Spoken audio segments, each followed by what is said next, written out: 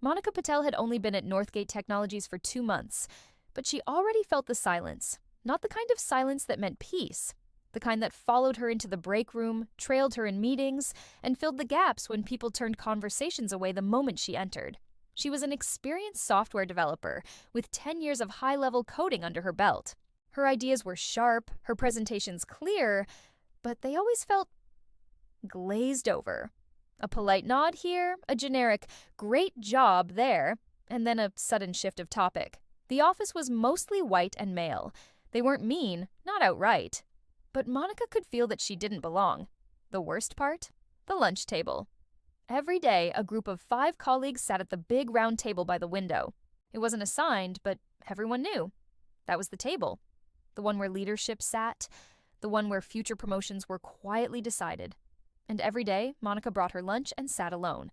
Not because she wanted to, but because the one time she asked if she could join, there was a strange pause before someone said, "Actually, we're about to start a meeting. Sorry." The meeting never happened. She ate alone in the corner by the printer for 6 weeks, until one Friday. It was raining. Monica came in soaked, her umbrella flipped inside out, her hair clinging to her cheeks. She smiled awkwardly and made her way to her desk, pretending not to notice the amused glances. She opened her inbox and found a meeting invite. Tech Team Roundtable Lunch, hosted by Marcus L., Conference Room 3, today, 12:30 p.m.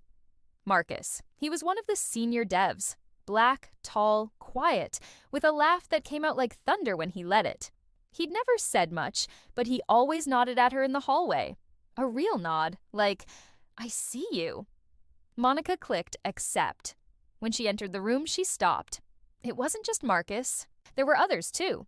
Elaine, the only Latina project manager. Haruto from QA. Jenny, the only woman in sales.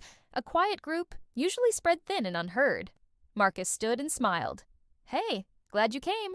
Grab a plate." They'd brought food, home-cooked stuff. Elaine made empanadas. Haruto brought onigiri.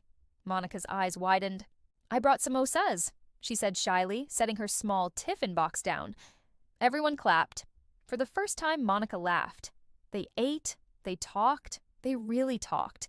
About being interrupted in meetings, about feeling invisible, about the exhaustion of trying to be non-threatening, about names that always got mispronounced. It wasn't a complaint session, it was communion. Week after week, the round table grew, quietly, authentically, until something changed.